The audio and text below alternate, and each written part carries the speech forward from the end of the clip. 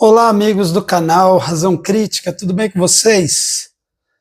Vejam só, o tema de hoje, o vídeo é Cinema como Laboratório Emocional. Pois bem, para quem está habituado ao cinema sabe que ali a gente pode passar por todo tipo de situação de modo simulado, no limite da nossa segurança, no limite do sofrimento físico. Tudo que a gente vai sentir é verdadeiro, porém sem correr os mesmos riscos que correríamos na vida real. Então é sobre isso que vamos falar. Depois vamos ancorar tudo isso, toda a nossa reflexão, no filme 2001, Uma Odisseia no Espaço, do mestre Stanley Kubrick, e no livro Metafísica, do outro grande mestre do pensamento ocidental, Aristóteles. Então começamos com a ideia de que o filme é um espaço seguro de experimentação afetiva. Ali, começar pelos gêneros, né? Imaginem tudo que a gente pode passar de emoção dentro dos gêneros. Aventura, ação, comédia, drama, faroeste, guerra. Deixa eu lembrar mais aqui. Musical, policial, romance, suspense, terror.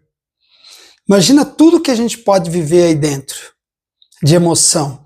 Emoções de A a Z. E não só os tipos de emoção, mas a intensidade, a densidade das emoções. E tudo pagando pouco, tudo se eu me dispuser a me entregar àquela experiência, ou seja, esquecer o mundo lá fora, o ideal, o antigo, da sala de projeção, tudo escuro, só o foco ali na luz projetada, se eu já sei a diferença entre olhar e ver, né? O olhar que é esse ver com atenção, me entregar à diegese fílmica, a tudo que está acontecendo ali na mise-en-scène, eu entendo que não tenha nada que prepare mais o ser humano para o mundo como o cinema. Porque o que é o cinema nesse caso? É o mundo daquela pessoa, mais, né, o mundo real de tudo aquilo que já aconteceu, que ela já experimentou, mais todas as possibilidades do que ainda ela poderia, hipoteticamente, experimentar. Então, algumas emoções serão uma espécie de revival, ela vai passar por aquilo, só que agora ela já vai ter conhecimento de causa, e outras ela vai simular, mas nunca, espero, vai experimentar na vida. Ela vai poder ver, por exemplo, uma pessoa sendo perseguida por um psicopata, né? O drama da pessoa, a morte passando diante dos olhos. A gente vai poder ver emoções muito assim, pesadas, por exemplo, uma pessoa sendo violentada, mas ela não vai passar por aquilo. Ela vai sentir emoção, mas ela vai estar nesse espaço seguro para poder sentir no limite da dor física, no limite da crise, do colapso emocional. Então, são uma série de emoções intensas, igualmente intensas, porém sem o risco real de morrer, de se machucar, de passar efetivamente, de fato, por um luto, de efetivamente passar por uma frustração, uma decepção e tudo mais. Então, veja, não tem, eu digo e repito, né, não tem espaço melhor para você aprender a viver, para você ter uma espécie de pedagogia emocional, ou pedagogia das emoções, aprender pelas emoções e das emoções remeter para todo tipo de reflexão, elaboração, interpretação, tudo aquilo que faz parte tanto da epistemologia quanto da psicologia, não é? Então, a gente aprende a sentir. Nós aprendemos, dentro de uma educação mais formal, a pensar com a gramática da língua, pensar com toda a consistência do conceito, o rigor da palavra, e aqui no cinema a gente aprende a sentir por uma mediação simbólica. Já que tudo aquilo é ficção, tudo aquilo é uma representação do real, então nós aprendemos a sentir a partir de uma mediação simbólica. O cinema simboliza tudo aquilo, ele serve de meio de campo para a gente fazer essa troca, para a gente fazer essa interação, essa conexão com um universo de emoções e tudo que deriva dele. No caso, boas reflexões, aprendizado, crescimento pessoal, mudança de trajetória, de mentalidade, de comportamento. É isso, por isso que eu comecei esse canal a partir do cinema. Eu garanto para vocês que nós não vamos falar só de cinema aqui. Nós vamos falar de política, nós vamos falar de religião, nós vamos falar de muitas outras coisas.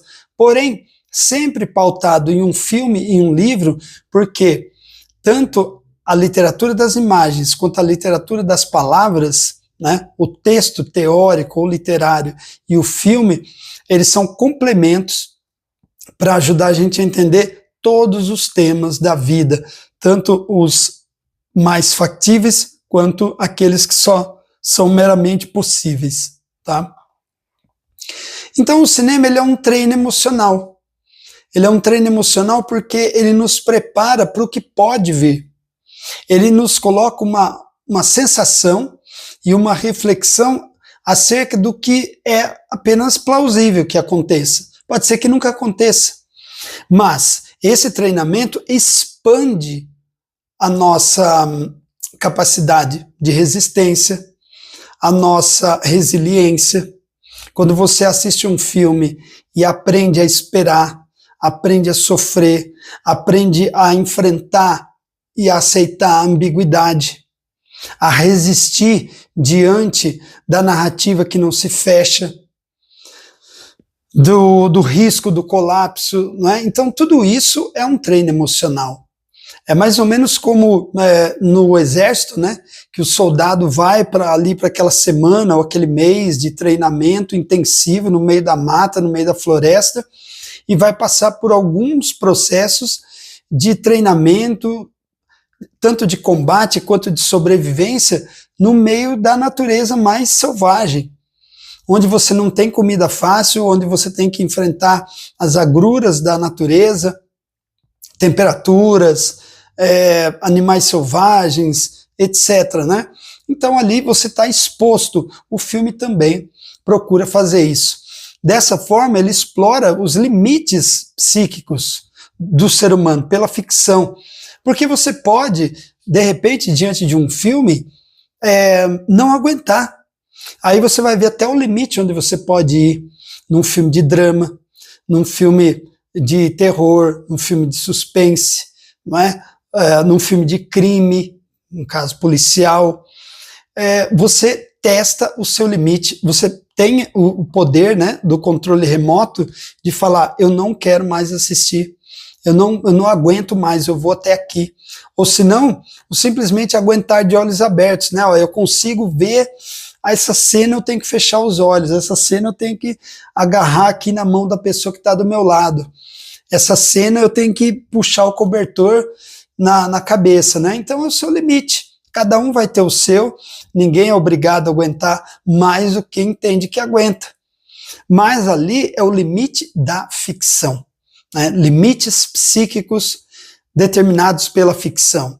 A ficção, ela tem essa força porque ela é algo que, no fundo, você sabe que não é real, mas porque não é o que está acontecendo exatamente. Ela não é um momento de consciência, não está acontecendo agora, está acontecendo ali no filme. E toda vez que você coloca o mesmo filme, por exemplo, você vai assistir Psicose, aquela cena do banheiro, ela se atualiza. O drama, o suspense, mesmo que você tenha visto ela muitas vezes, ele se renova. Não quer dizer que você não vai assustar, não quer dizer que você não vá... Assiste o filme Sexta-feira 13, qualquer um deles, não é? Ou Halloween, você vai ter os mesmos sustos, você vai ficar nervoso, vai ficar tenso, mesmo que seja pela 10ª reprise, ou na 10ª reprise, mas você vai ficar nervoso. Só que aí vai diminuindo, porque vai aumentando a sua resistência. Essa emoção repetida e esse treino emocional, ele vai se fixando como uma forma de conhecimento. Porque as pessoas que mais sentem, o que é uma pessoa experiente? Desculpa. Uma pessoa experiente é aquela, não é aquela que tem muitos anos de idade simplesmente, mas é aquela que você pressupõe que em muitos anos de vida aconteceram com ela muitas coisas e dessas coisas houve uma ampliação do espectro emocional. Essa pessoa sentiu muita coisa, pensou e refletiu a respeito de muita coisa que ela sentiu e ela aprendeu, e esse conhecimento foi sendo sedimentado no espírito dela e se cristalizou. Aí você pode dizer que essa pessoa é uma pessoa experiente. Em alguns casos mais felizes, até uma pessoa sábia, porque ela condensou conhecimento em forma de emoção. Quanto mais ela sente e em maior profundidade ela sente, mais ela reflete sobre o que sente e mais ela aprende com isso. E o melhor aprendizado, aquele que nos faz crescer mais, aquele que nos empurra mais para o âmbito da sabedoria, é o conhecimento através da emoção. E isso, meus amigos, ninguém pode negar. Nada ensina pelas emoções mais do que o cinema, né? Então, o cinema devia se chamar cinemoção, cine-emoção ou cine-conhecimento, porque as duas coisas estão muito ligadas, né? É a educação da nossa sensibilidade, começando pelo olhar, a educação começando por uma experiência estética, uma educação do sentir, uma educação do espírito, uma educação para empatia, para identificação, para consideração do contexto de um sujeito, até que ponto uma ação é derivada da psicologia de um sujeito e até que ponto aquilo é da estrutura que o envolve, né, na qual esse sujeito está contido e compreendido, não é? Então tudo isso é educar a sensibilidade. Pela empatia é ver o outro, entender o outro, aceitar o outro, a diferença, o respeito, o limite da ética, até onde vai, né, o universo ético e moral de uma pessoa e onde ele já entra em contato e até em intersecção com o universo do outro. Tudo isso é educar a sensibilidade. É aprender a sentir, não é sentir mais, é sentir melhor. Não é pensar mais, é pensar com mais profundidade, pensar de forma mais crítica. Tudo isso é projeto pedagógico do cinema. Por isso que essa figura chamada espectador, ela é sempre compreendida no cinema. O espectador é um sujeito e o sujeito está sempre em formação. Não existe ninguém perfeito, todo mundo tem defeitos, todo mundo é incompleto em alguma medida, e o cinema oferece vários elementos para que o espectador, que é um sujeito, ele continue o seu processo de perfectibilidade. Nós não somos perfeitos, mas nós podemos nos aperfeiçoar, nós podemos melhorar. Uma vez que a gente passa a saber de uma coisa, a gente não tem mais volta. Eu posso ser ignorante, mas uma vez que eu conheci uma coisa, eu não posso mais voltar ao estado de ignorância. Eu posso negar isso, esse conhecimento que chegou até mim, mas eu não posso alegar ignorância, eu não posso nunca mais voltar. Então, o conhecimento que toma a forma de uma mente, essa pessoa nunca mais volta a ser o que ela era antes. Uma pessoa que se deixa afetar pela emoção e se deixa tomar pelo conhecimento, devindo dessa emoção, derivado dela, ela nunca mais volta a ser a mesma. Ela aumenta a sua estatura existencial. Ela aumenta a sua dinâmica, o seu horizonte emocional e intelectual. Então, o cinema, quando ele é bom, ele consegue fazer as duas coisas. Ele consegue unir o prazer da emoção com o autoconhecimento. Ele não é nem só intelectual, como matéria de escola, despejar conteúdo no aluno. Isso também não é só emoção, como um parque de diversões, como uma montanha-russa. Mas ele pode ter a emoção da montanha-russa, o prazer, e o conhecimento, e o melhor deles, o autoconhecimento. O sujeito se conhecer melhor através do impacto emocional. Então, para fechar, sentir melhor para viver melhor. Essa é a frase que eu deixo para vocês. Não é sentir mais, é sentir melhor. Não é para viver mais, é para viver melhor. E tudo isso a gente aprende porque quando você é cinéfilo e você já viu muitos filmes e de todos os lugares do mundo e de todas as épocas, então desde 1895 até agora, 130 anos de cinema, dos 5 continentes, não é? E é igual exercício de matemática, quanto mais, melhor. Você assiste o máximo de filmes que você puder. Mas depois de um tempo, não é? Que você já viu muita coisa, aí você começa a rever. E na revisão, você começa, né, ao invés de ficar no mais do mesmo, assistir filmes só por quantidade, você começa a rever. Agora com qualidade, com mais qualidade, com um olhar mais crítico, mais aguçado, muitas das grandes obras-primas. Por isso que a gente vai analisar agora na sequência o filme 2001, Uma Odisseia no Espaço, do Stanley Kubrick.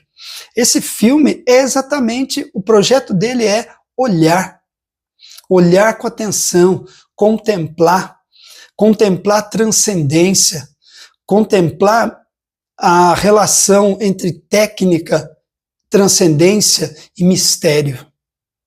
A transcendência é o espaço sideral, é o passado mais remoto para o futuro mais distante, né? O macaco que joga o osso para o alto e depois aquilo vira uma estação orbital no espaço. É o homem em contato com o universo sideral e ficando boquiaberto com a possibilidade daquilo ter sido criado por um ser infinito. Um ser que nunca teve início, nunca teve fim. Um ser que criou a partir do nada, o famoso Fiat Lux, e faça-se a luz, e a luz se fez. Né? Então, isso é a transcendência, a possibilidade do homem se encontrar com algo maior do que ele. Não só um maior físico, como o espaço sideral, mas um maior, um além, no sentido de algo espiritual, algo poderoso, algo senciente, que sabe tudo, algo onipotente. Né? Tudo isso é mostrado no filme, sem precisar falar muita coisa. Também a técnica, né? O homem, a partir do desenvolvimento da tecnologia, saindo daquele estado das cavernas para um estado de exploração do espaço, exploração de mundos além da imaginação, e todo o mistério, né? Como diz a frase, há muito mais mistérios entre o céu e a terra do que imagina a nossa vã filosofia. Acho que foi Shakespeare quem disse isso. Então, esse mistério que desafia a filosofia, a mais alta filosofia, a mais pura, a mais densa, a mais profunda. E de que tipo de filosofia nós estamos falando? Nós estamos falando de algo na linha de Aristóteles, no seu livro A Metafísica. Então, o filme 2001, Uma Odisseia no Espaço, ele dialoga perfeitamente com a metafísica do Aristóteles. Nesse livro, Aristóteles inaugura um tipo de reflexão sobre a essência das coisas. Meta significa além de. Física vem do grego physis, que significa natureza. Então, tudo aquilo que está para além da natureza, para além da empiria, para além do tangível, do material, do concreto, é metafísica. E a metafísica, é necessário estudar a metafísica, por quê? Porque para Aristóteles, ele quer não ir além para cima, mas ele quer ir para trás. Ele quer olhar para todas as coisas e imaginar qual seja a causa essencial de tudo que existe. Qual é o princípio inicial? Qual é o elemento gerador e agregador que mantém tudo, né, existindo e mantendo sentido? Então, metafísica para Aristóteles é a investigação do ser enquanto ser, isto é, na sua essência, o que é isto? Quando você olha para alguma coisa e pergunta o que é isto? O que é isto em si mesmo? Não o que é isto em relação a alguma coisa. Dizer, isto é um controle que serve para ligar uma televisão. Não é a função disso, mas o que é isso em si mesmo? Qual é a definição disso? Como é que eu defino, eu estou vendo essa coisa e como é que eu defino ela de modo que ela seja, que essa definição torne essa coisa distinta de todas as outras coisas que existem, né, na sua essência. Então, qual é a essência do ser humano? Qual é a essência da vida? Por que nós somos assim? Então, dentro da metafísica do Aristóteles, ele chegou a duas concepções do homem, né? Primeira, que o homem é um animal racional, daí a ideia de razão, né? Razão crítica. O homem é um animal racional, ele tem possibilidade de desenvolver o intelecto, desenvolver a inteligência pela sua racionalidade, por essa faculdade chamada razão. E depois, o homem é um animal social, mas aí já é um outro momento. Dentro da metafísica, o Aristóteles estava pensando mesmo na constituição das coisas. Ele estava pensando no céu, no universo, ele estava pensando na relação do homem com as coisas. Quando você diz o homem é, né? E aí não é um homem, é o homem no sentido de humanidade, de ser humano, qualquer adjetivo que eu colocar na frente desse vai ser um adjetivo fundamental, que vai servir para caracterizar profundamente esse ser. Então, o homem, né, o sujeito é a cópula, o verbo de ligação, e aí vem o adjetivo. Esse adjetivo, ele vai caracterizar esse sujeito. Quais seriam os adjetivos aqui que seriam essenciais e não acidentais, né?